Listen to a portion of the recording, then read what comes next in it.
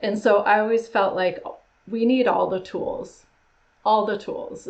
And the more tools we have, the better chance we have for real health. So I always have felt like I'm going to find the solution that works. And if it works, I'm good. But if it's not working, I'm going to keep digging, keep looking.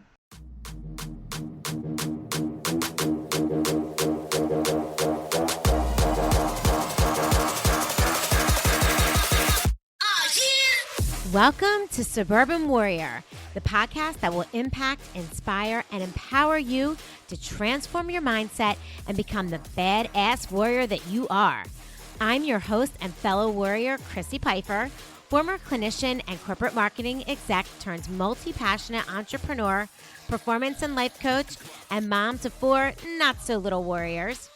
Each week, I will bring you honest conversations with inspiring guests to share their stories of resilience, optimism, success, and simple yet effective strategies so that you transform your thoughts and change your behavior to get the results you want in your life. You will be empowered to take action, warrior up, and believe in you. Let's do this.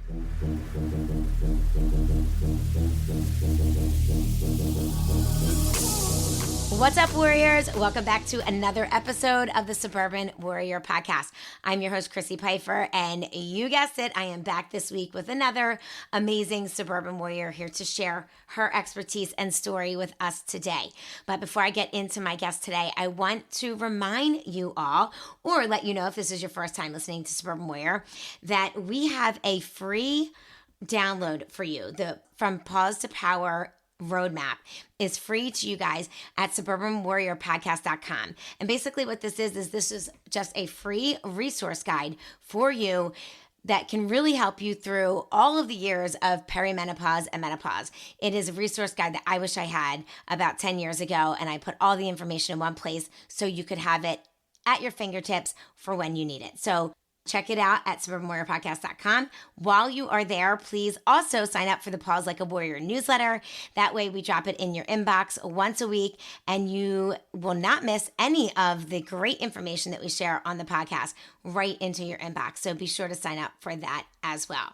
So I want to thank you for being here, and thank you for being a part of the Suburban Warrior community, where we are redefining midlife wellness with grit and grace. And that is exactly what my guest today has done. And it's also what she is doing for lots of other women. So let me introduce to you Dr. Tansy Briggs. For more than 25 years, Tansy has worked at the intersection of traditional wisdom and modern science to help women navigate the pivotal transitions of perimenopause and menopause. Her approach blends the depth of acupuncture, East Asian herbal medicine with naturopathic and functional medicine perspectives, creating a comprehensive framework for care that is both evidence-informed and deeply individualized. Her own story shapes her clinical lens. During perimenopause, she was diagnosed with an autoimmune condition, an experience that underscored how complex and underserved this stage of life can be. That turning point drove her to seek better answers, not only for herself, but for the women that she treats. It led her to deepen her experience with and expertise with advanced training in menopause care through the Heather Hirsch Academy, integrating emerging therapies and ways of thinking into her practice. She holds a doctorate in acupuncture and Chinese medicine with a specialty in naturopathic functional focused medicine, and she is nationally certified as a diplomat in Oriental medicine. Her career has spanned her private practice in New Mexico, teaching faculty roles at the Wan Institute of Graduate Studies, and now currently practicing in Philadelphia and on the Main Line. Originally from Colorado, she carries with her a respect for resilience and adaptability, the same qualities she aims to cultivate in her patients. Her clinical focus is on guiding women through the volatility of hormones, the challenges of autoimmune shifts, and the pursuit of balance in midlife. The heart of her work is creating space where women feel both seen and supported while restoring confidence in their bodies and health. Well, that sounds amazing. Welcome to the podcast, Tansy. Thank you so much. Glad to be here. Yeah, I am thrilled to have you here because, just in that last part of what I read about, what you do in, just creating space so that we can feel seen and supported, restoring confidence in ourselves, in our own bodies, in the fact that we have the capability to heal ourselves, is really just such an amazing thing. So I'm so excited to talk to you and hear even more about your experience. So let's start with talking about sort of your background and how you really dove headfirst into acupuncture and stuff, but specifically for women in midlife through your own experience. Yeah, definitely. I think the biggest thing is just listen to people or women talk a lot and try to find solutions, and sometimes experiment on myself during this time of like what works, what doesn't work. But, originally I started my practice, it was a general practice in New Mexico. And I saw a lot of children. That was the phase I was in my life, right? Yeah, like sure. Late 20s, early 30s. I saw everyone who would walk into my practice, a lot of babies and children and women, fertility, pregnancy. And just I felt like the first 5 years of my practice was just learning, how to do it. And Sure, then I always felt like whenever somebody in those first 10 years of my practice, if somebody was in perimenopause or menopause and would come in for solutions, I would feel really stressed about it because we had sort of these 5 things that we could do and they usually didn't work. And so not surprising. Not surprising. Not surprising now that we know, knowing what we know. Here's these, basic formulas. Here's these things. And acupuncture would help, but I just felt like it was underserving them, and I was like, okay, well, maybe it is what it is, and I don't know how to treat it, or there's no remedy. Even though, I felt like I was letting that population of my patients down. And then, I hit 40 years old myself. And, I think in my own arrogance, I was like, yeah, I'm not going to be one of those cliches that stuff happens when you're 40. Well, guess what? It does. No matter how well you take care of yourself, how many, and starting to find for myself in those years the same frustration that I had when patients would come to me seeking remedies, and I just didn't have them. I'm like, I don't even have them for myself.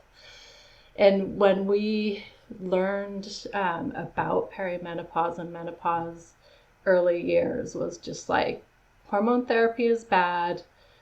There's not really anything, here's some formulas, here's some wild yam, good luck with that. Bye. Yeah. So exactly. I didn't know it at the time, but I was probably 41 or 42.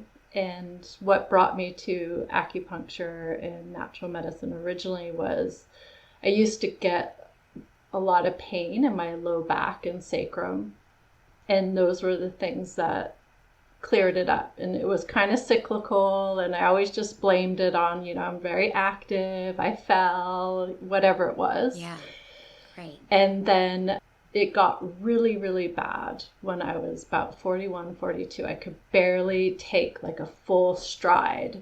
So I'd sort of hobble around treatment room, do work all day, literally like climb home, like climb up my stairs into a bath, because that was the only way I would feel a little bit better. And then, so it just got worse and worse. And I found this doctor of osteopathy at PCOM here in Bala Cynwyd. And she sort of pushed an MRI of my pelvic MRI. And then I was diagnosed with a blood test with ankylosing spondylitis, which is an autoimmune disease, like basically in your spine, sacroiliac joints, that cause inflammation and pain and swelling, and your body's like constantly trying to fuse these joints together. Wow. So that was very enlightening to me. Yeah. So I had it all my life, but just didn't know. And back then, biologics were the standard of care, like Enbrel and then Humira. And so I put it off for a little bit, just because that's my background of trying to find other remedies. And then I started the biologics, and it really helped me.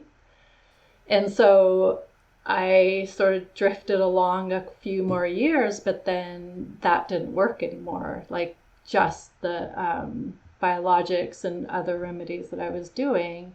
So I probably was hitting about mid-stage perimenopause at this point.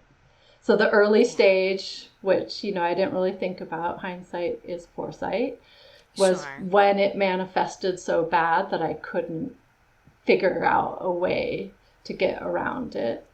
Then the mid stage was my cycles were changing and my hormones are getting a lot more volatile, that the biologic itself wasn't helping.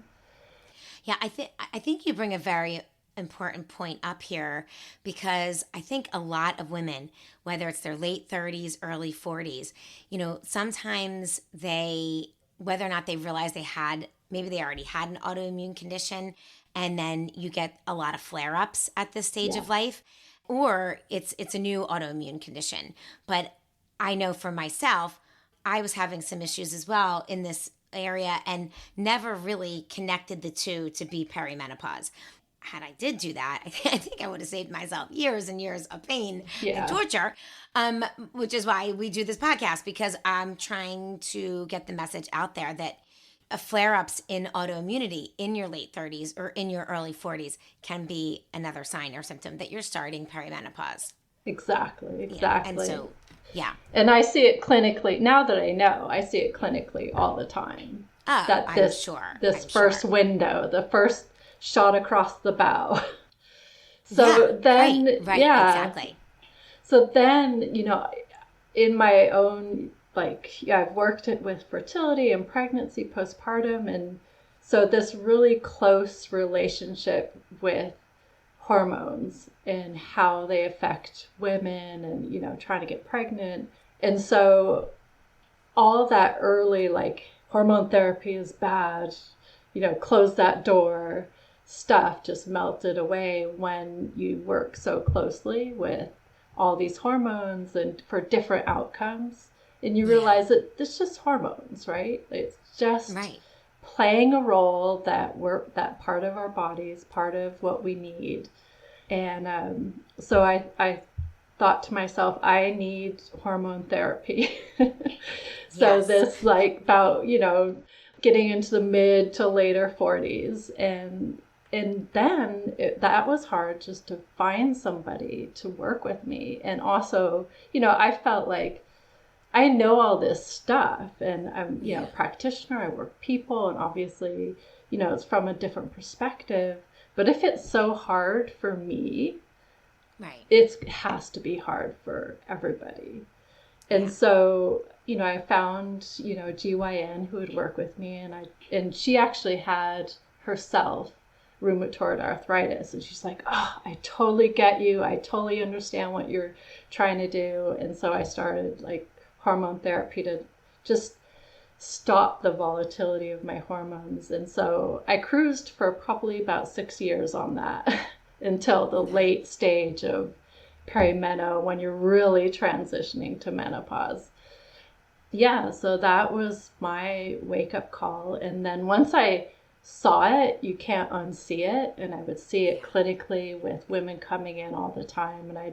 And it really helped me to learn how to help them. Yeah. Okay, so talk to us a little bit about what is acupuncture?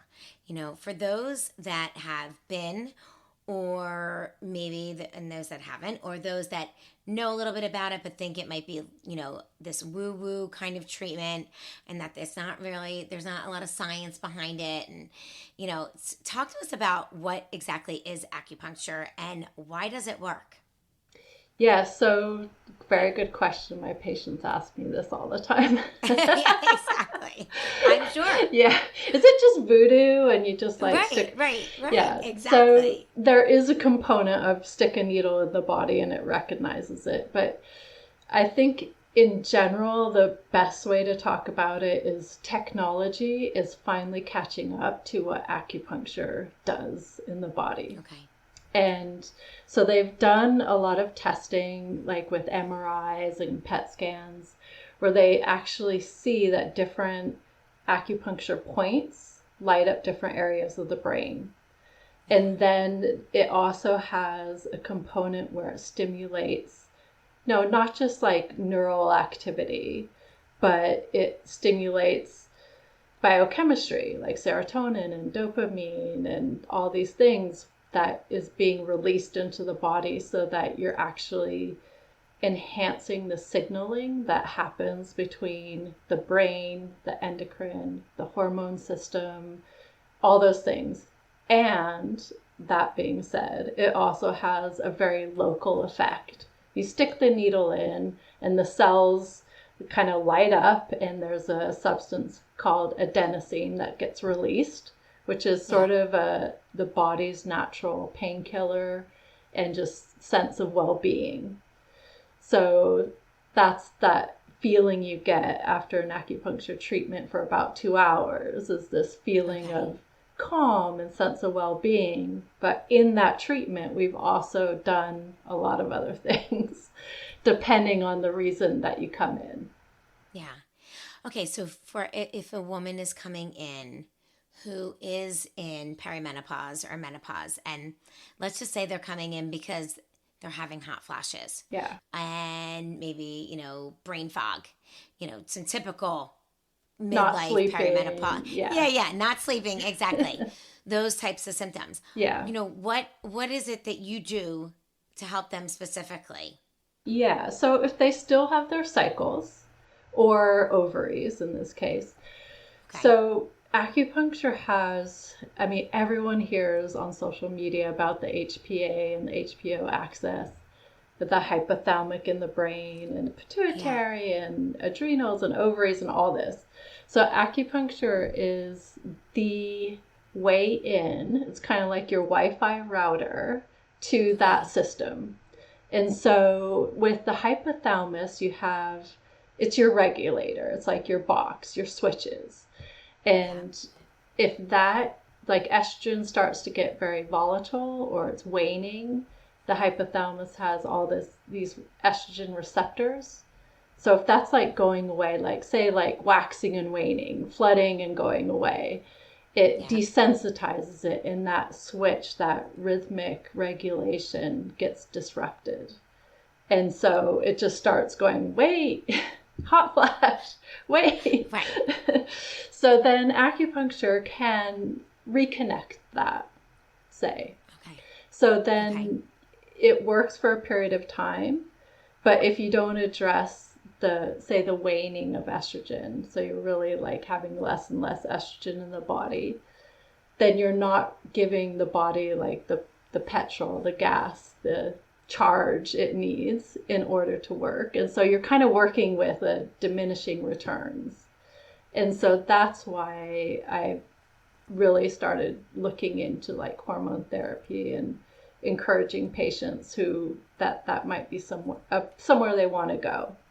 So yeah, that's the biggest thing with like anything from fertility to menstrual cycles to perimenopause and menopause, is that you're really trying to harmonize how the endocrine system and the hormone signaling and the nerve fibers in the brain are basically keeping the body running as best as it can. Right.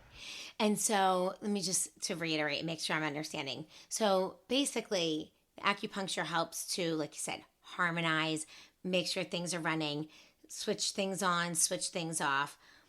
However, if you get to a point like, in midlife when you're really depleted of estrogen and you don't have any in general, it's not accurate to say that acupuncture can turn that on. It's like, it's not going to keep helping you produce estrogen when there is none in there, right? Right. Yeah. I mean, it can help utilize, right. but And like I said, there's other, you have serotonin and dopamine and all these other Right. things in the body, so you'll feel good for a period of time. I would Yeah. say like you take like something that happens in late stage perimenopause to menopause is women get frozen shoulders. Right. And so if somebody comes to me with a frozen shoulder in that time period in their life, in the past they would have been a great patient. They would have kept coming to me. I can give them and they feel a little bit better, and then they come back Yeah. next week. And Right. but in all reality, if we don't address the hormone issue, the depletion of hormones from the tendons and the why that joint is frozen and not moving, Right. then the likelihood of it taking a year to heal is very high. But Right. with acupuncture and then starting hormone therapy within a month or two, done. It's amazing. So that's sort of a really like clear example. Yeah. So that has been my experience as well. Like when I was going through my sort of mid stages of perimenopause, and I was really very much like you, I could not find anyone that I trusted and felt comfortable with to prescribe hormones, even though I was desperately searching. So I tried everything. I tried every functional medicine, naturopathic way to relieve as many symptoms that I had as possible. And acupuncture was one of them. And I do think that it helped. I think, to your point, I think it helped immediately after. Yeah. I think you feel good for a little while, but it doesn't cure, didn't cure the symptoms. And so, it wasn't until I was on hormone therapy that all of a sudden, like you said, it's just like a little bit of gas in the car, a little bit. A little I mean, I charge. liken it to like a little charge. Yeah. It was like a little water to a dead plant all of a sudden, You're you so need other desperate things. that you're like, Yes, yeah. exactly. You need other things for the plant to grow, but it was just like a little bit of water. If it doesn't have water, the plant, nothing's happening to the plant, right? So yeah, that has been my experience as well. Now, do you think that a lot of acupuncturists feel the same way that you do about hormone therapy? I can guarantee you that they don't. Yeah. You're like, that's an easy Yeah. question to answer. Yeah. No. I always feel, and people have told me, so I know this is true. Yeah. I'm a little bit of an outlier in my own community. And I've been like that my whole career. I came to acupuncture from a pre-med background, so I was always comfortable in science first. Yeah. And when I learned acupuncture at first, I was like, what are they talking about? This is like people talking about from Mars, speaking Martian. I have no idea what like the 6 stages of disease is. But then I just like listen. I was like, I'm just going to listen. And so it's the same. They're talking about the same thing. It's just a different language. Yeah. And so it was just like learning a whole another words for the same thing, and then going, oh, this is this. They're talking about the endocrine system. Yeah. So, yeah. But I always was, and I had learned a lot of what people now call functional medicine and naturopathy. And so I had come from that background too. And so I always felt like we need all the tools. Exactly. And the more tools we have, the better chance we have for real health. And so I feel like anybody who's like only Western medicine are just losing out on so much other things. And the same thing, if you're just not what we call natural or whatever, and nothing over there, then you're missing out on all of that. So I always have felt like I'm going to find the solution that works. And if it works, I'm good. But if it's not working, I'm going to keep digging, keep looking. Yeah. Exactly. And so that is how that happens. I think I completely agree. And I asked that question because if there are listeners out there that are, going, maybe trying to do a more naturopathic route or going to see an acupuncturist or, to your point, even, Western medicine and traditional medicine, it's not a black and white You No. know, there's so much, there's so many shades of gray Yeah. in between. And it's really about finding what works best for your body and what works best for you. And there's no right or wrong way. Correct. And, you know, I do think there's a lot of practitioners out there that, you know, have very strong opinions. And by out there, I mean, like, you know, just, Yeah. it doesn't take Everyone. much. You can just open your Instagram feed Yeah. and and you can see Yeah. exactly what it is, you know, how people think. But and also everyone trying to say do this, do that. You need to have this, you need to have that. But you know, every single person's body is completely different, and you have to really follow, you know, your own prescription of what feels right for you and what makes you feel better along the way. So I Yeah. love that you sort of bring in all facets of treatment and medicine in order to really use all the tools that we have available to us. Exactly. And I think more so is that we never know someone's circumstance, right? Exactly. Like Yeah. whether it's like financial or the stress they're under or their job, you know, Yeah. how they have to make their life work.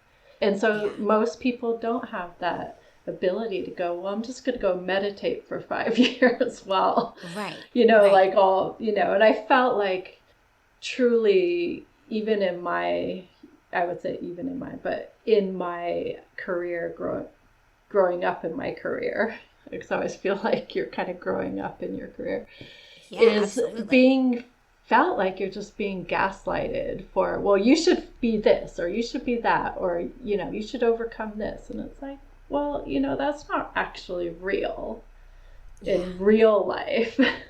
So, Right. and Yeah. also like people are doing things now, I feel like I just have to educate myself. Like everyone's on GLP-1s and doing this and those things. I just have to educate myself and see how that's going to affect their health and what I can do to help them get to where they're trying to get to. Yeah. I love that. Okay, so tell me a little bit. So if someone comes to you for acupuncture, but because you also have like a naturopathic, you know, oriental medicine background, so like what are some other things that you look at or talk to your clients about, or other modalities of treatment that you like really like, you know, for this stage of life? Yeah, so so I break up perimenopause into about 3 stages. The Okay. early stage where you just start feeling different, but your cycles are pretty much the same, Yeah. except that you're like, you know, and like you'll get an Something's not. autoimmune flare or whatever it is. I'm Yeah. really angry. Yeah. So, My so at joints that hurt. stage, I always talk about like therapeutic nutrition is a way that you can address most of those issues, right? Yeah. Like Yep. certain supplements or like reviewing, you know, sometimes blood work is helpful, sometimes it isn't in terms of deficiencies or excesses and lifestyle changes that they might want to start, like getting certain exercise into their life, you know, those type of things. And so Yeah. I will talk about like Chinese herb formulas, therapeutic nutrition, you know, nutrition in itself, little tweaks and whatever. And so Yeah. then they can ride that train for a few years. And then you start hitting mid perimenopause, where cycles start shifting. Like now, you know, we now know in the background estrogen's getting pretty volatile. Yep. Progesterone might be really waning in the second half of your cycle. So then you just have to up the ante of what it is that you're using, right? And so if Yeah. someone has an underlying condition, that condition's probably getting worse, whether it is Yeah. related to reproductive type condition or autoimmune type condition or whatever it is, it's gonna start being more frequent.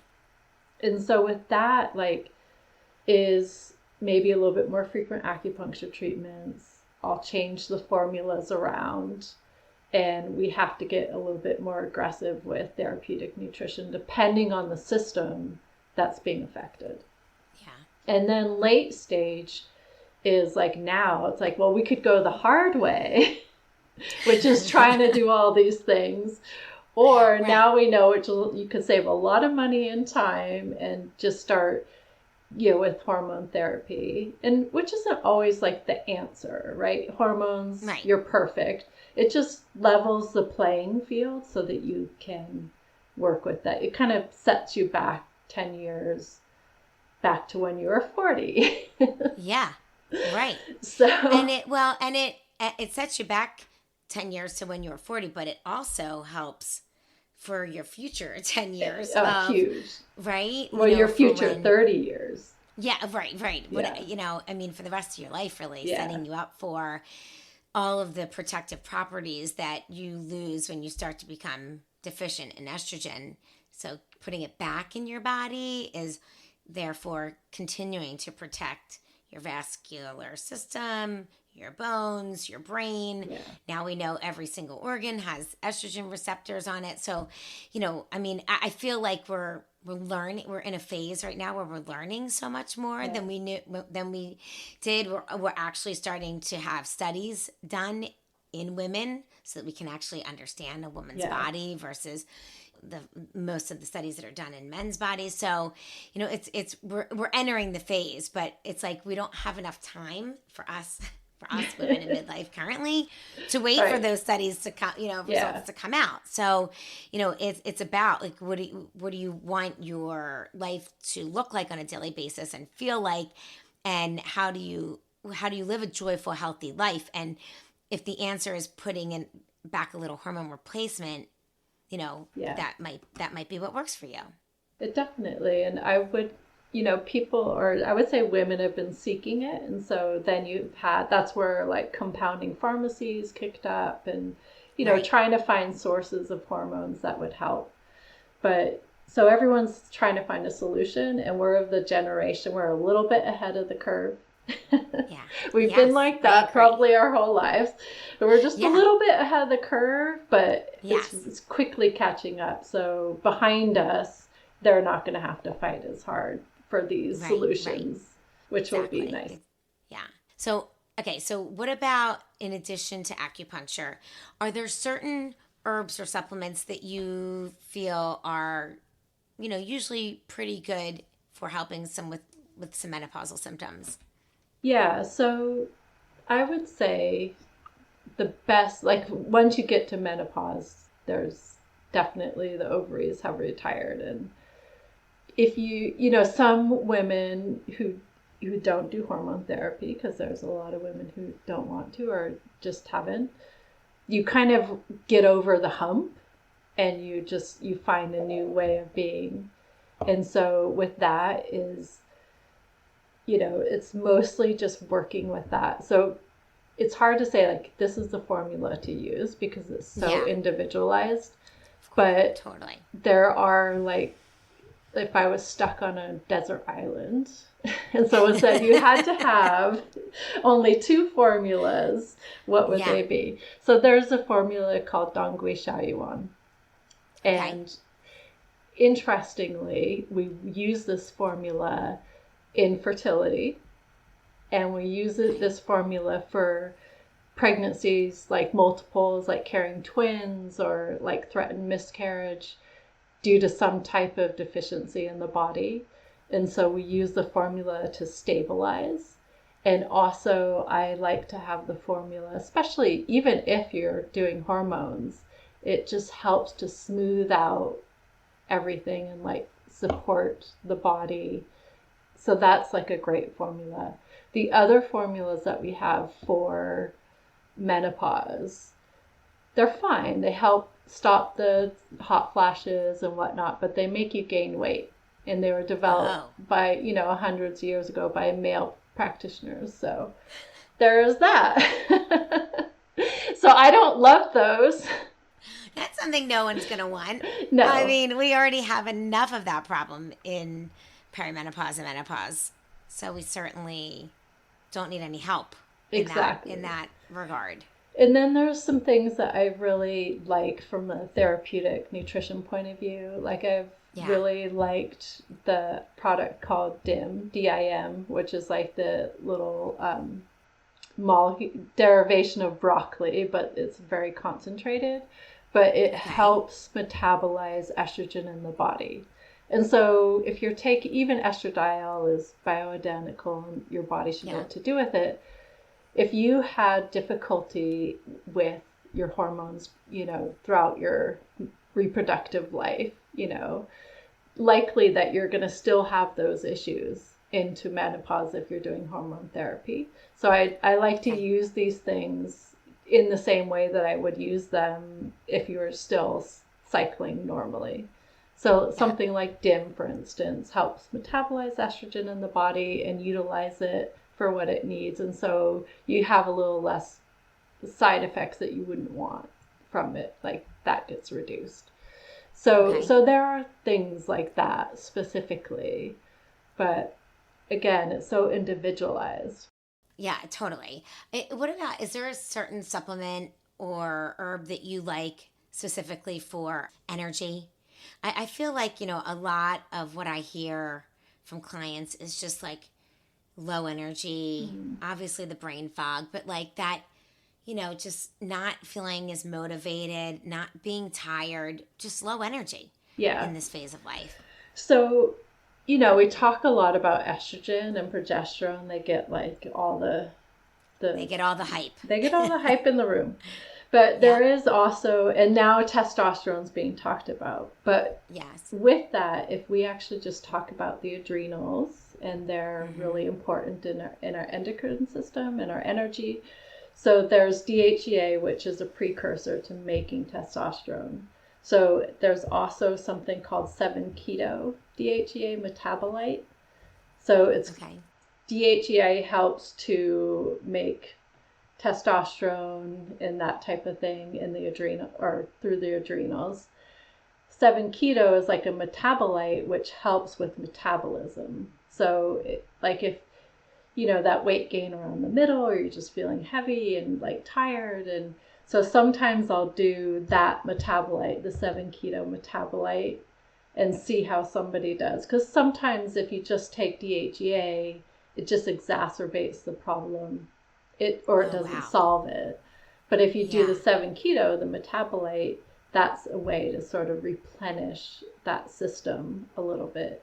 And so there's a lot of it, what we call adaptogens, to help with that adrenal exhaustion that happens because your endocrine's working so much harder to do the role that your hormones used to do. And that's why you feel the way you feel. Interesting. I was going to ask you about that because I do feel like the term adrenal fatigue has been overused. Overused. I think it's like a newer term. I'm not really exactly sure when people use it if they know what they're talking about. Yeah, for sure. But but that makes sense. So basically, because the endocrine system is trying so hard to work with less hormone, the adrenals are working overtime. And so there used to be this saying in like that the hormones go away and the adrenals have to do the work, or your endocrine system is trying to figure out like, hey, they left the job and I'm stuck like doing all the work. Who's picking up the picking up the slack? And so for that, I really like to look at the whole endocrine system. And so that's thyroid health, adrenal health, pituitary, hypothalamus. They all are working together and will all affect each other, right? So if there's like one flat tire, it's going to affect everything. And there are like very specific nutrients, herbs, and acupuncture treatments to help that. Otherwise, you're kind of the button to like your cortisol levels and all of that just stuck on, and it's like winding out the battery without getting replenished. And so it's like resetting that and actually looking at the whole system in general. Okay. And so do you also see, like, if women in midlife who are coming to you with all of these symptoms, are you seeing a lot of hypothyroidism? Yes, and also hyper, and they look very similar. Okay. So, wow. Yeah. And how do they look similar? In what way? So you both can feel, with hyper and hypo, you can feel very tired, sleep disruptions. Traditionally, hyper would be that you would lose weight, and hypo that you would gain, but it's not always the case. Sometimes they're very overlapped with those type of symptoms as well. And so you have to just, that's blood work right there to get that sorted. But yes, in menopause or late stage perimenopause, we can throw the thyroid into hypo or even hyper. I've seen both ways. Yeah. And obviously, do you recommend acupuncture as a treatment for that as well? Yes, in conjunction to, sorting it out. Like, there are ways, if it's like what we call clinically borderline, it's not at the point where you'd be taking a pharmaceutical, then we have a lot of room in that, from like acupuncture point of view, herbs, nutrition. But once it's clinical and it's like taking a pharmaceutical, then you have to treat it from that perspective too. But also acupuncture helps your body to accept it and utilize it better. Like you get the glasses. Right. So, right. Yeah, that's interesting. So even if you're taking, like a synthetic thyroid hormone, doing something like acupuncture can help to utilize it better in the body more efficiently, so that you don't have to, keep upping your dose of thyroid, or, taking more and more synthetic. And using, that's like great. Any medications tends to, if you're doing acupuncture with it, helps use it better, and you generally don't have to like keep upping your doses unless there's something really sort of clinically, organically going on wrong. Yeah. Okay. So let me ask you this. Who do you think is like the ideal patient for acupuncture? Is it everybody? I used to say anyone who could get through my door. Exactly. But now, which is still true. But I would say, from my perspective at this point, I've been practicing for a long period. I definitely feel like my skills best treat like women from menarche, starting their cycle all the way through menopause, and anything related to like hormones, endocrine. It's just where I have continually, I've just found myself there. So that definitely, definitely the usually things like pain and those type of things that I can address, those are fun. But I would say anything related. Those are fun to address. Those are fun. I can do that with my eyes closed. Well, most of the time, women in menopause are having some kind of pain, or some kind of all of the symptoms. Right. But there's a deeper reason. You don't just release the muscle and go, okay, you're good. Right. Bye. Exactly. You're going one level more. You're going deeper into the root cause of all of these symptoms that we're experiencing, to try to really boost our hormones back to health and get everything to start sort of working in sync as much as possible.